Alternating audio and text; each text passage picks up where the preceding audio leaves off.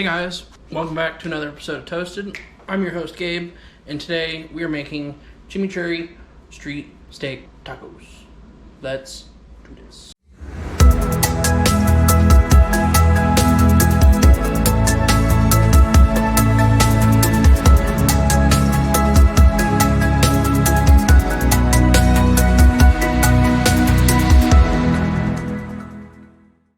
So this is a very simple recipe. All you're gonna need is some flank steak or some skirt steak, some garlic, some fresh cilantro, some fresh parsley, some red wine vinegar, some salt, some pepper, some olive oil, some red pepper flakes. Then we're gonna top it with some queso fresco and put it in some fancy tortilla shells. So first things first, we're gonna make our chimichurri sauce. So first things first, we're gonna add our cilantro. Next, we're gonna add our parsley. Now we're gonna add about 3 or 4 cloves of garlic. Next, we're going to add about a 1/4 teaspoon, maybe even a 1/2 teaspoon of red pepper flakes. Next, we're going to add about a 1/4 cup of red wine vinegar. Next, we're going to add salt and pepper to taste. Start with about 2 teaspoons each. Kind of go up from there if you want more. Okay, we're going to put our lid on this. Now, what I do is, they usually come with a little stopper on top. I turn it so that it's unlocked and that I can pull it out when I need to. Because once this starts blending, you're going to slowly add your olive oil in. You're going to end up adding probably close to about a cup of olive oil, possibly more, but you want it to get going as you pour the oil in.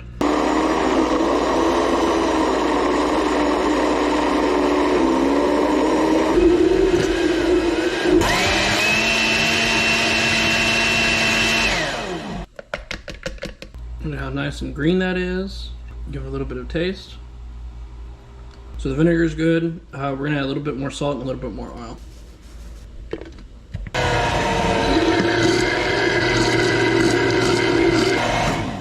Excellent. So we're gonna pour about half of this into a Ziploc bag with our meat, and then the other half we're gonna put in a sauce bottle so that we can put it on top of our tacos. But half of it's gonna be for marinade, the other half's gonna be to top our tacos with. Fancy little sauce bottle. So this we're going to put in the fridge until we're ready to use it. This we're going to pour into a bag with our meat and let it marinate for about an hour or 2. You don't need to really let it marinate longer than that because then otherwise it kills the meat. So let's get started. Now I'm not using a lot of meat, so I'm just putting it in a gallon Ziploc bag. If you have more than what I'm using today, which is about 1.5 pounds flank steak, then you can put it in a pan and it'll do the same trick. Just cover it and put it in your fridge for an hour or 2. Now with your flank steak, you don't want there to be a lot of fat, but you don't want there to not be any fat at all. So we're just gonna trim this just a little bit, some of this excess fat during the butcher process. Just kind of clean it up a little bit. And then we're gonna put this in our bag, and then we're gonna put our marinade in our bag with our meat. All right, so our meat's trimmed. We're gonna put it in our bag with our marinade.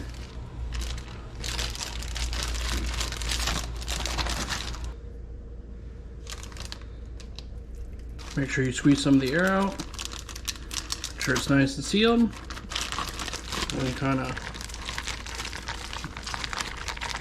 work it around. Okay, we're gonna leave this in the fridge for about, like I said, an hour to maybe 2. And then we're gonna throw this on our flat top and we're gonna make some tacos. See you in an hour or 2. All right, so it's been about an hour. I got my flat top warming up. I got it on high. So we're going to take this out and put it on our flat top and cook it. And let's get started on making some tacos.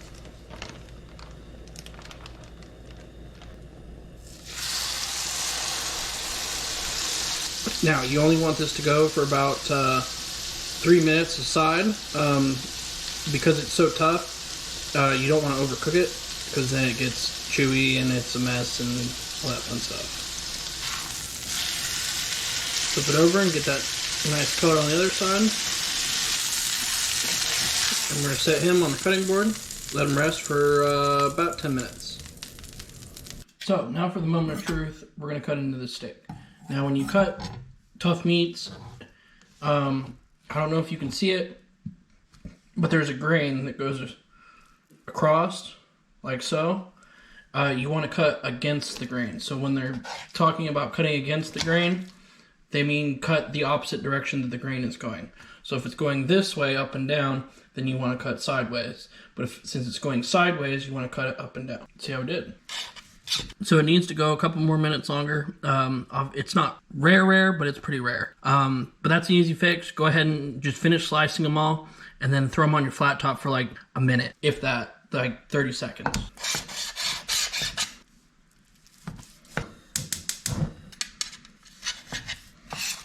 And I'm actually going to cut these pieces in half because I don't need them horrendously big. So I would say this is about what you're going for. You want that medium rare. Nice and tender for a piece cut like this. Because like I said, any longer than this and it gets tough and chewy. That's pretty good though. Yeah, it's really good. So like I said, just for about a minute, 30 seconds or so, just enough to get rid of some of that blue. That's what you're looking for. That nice hot pink. So there you have it. We have our steak sliced and ready to go. I heated up a couple taco shells on the flat top. So let's assemble some tacos. So first, a couple pieces of your steak. And also when you're cutting your steak, the thinner the better.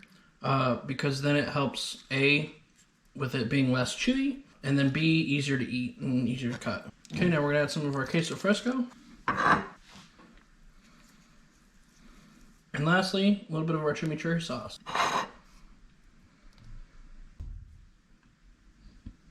There you have it, street taco. All right, let's go over the table and see how we did. All right, let's dive in and see how we did. Cheers. So good. The steak is tender. It's cooked beautifully. The cheese is awesome, and of course, I love making chimichurri sauce. The stuff is amazing. It's so simple. It's so easy. It's so fresh. Oh, it's so flavorful. I love it. I just want to drink the chimichurri sauce and just have a bottle with a straw and just drink the chimichurri sauce. That's how much I love chimichurri sauce. Excellent. Excellent, excellent, excellent. Man, this is so good. Yeah, this will definitely put any street vendor to shame. But yeah, this is excellent. Excellent, excellent, excellent. Alright guys, there you have it. Chimichurri steak street tacos. If you like this video, go ahead and hit that subscribe button and then hit the notification bell next to it. That way you get to see more awesome videos that I make. And leave some comments down below. Tell me what you want to see next. And follow me right here on Instagram and Facebook. And on that note, peace out, guys.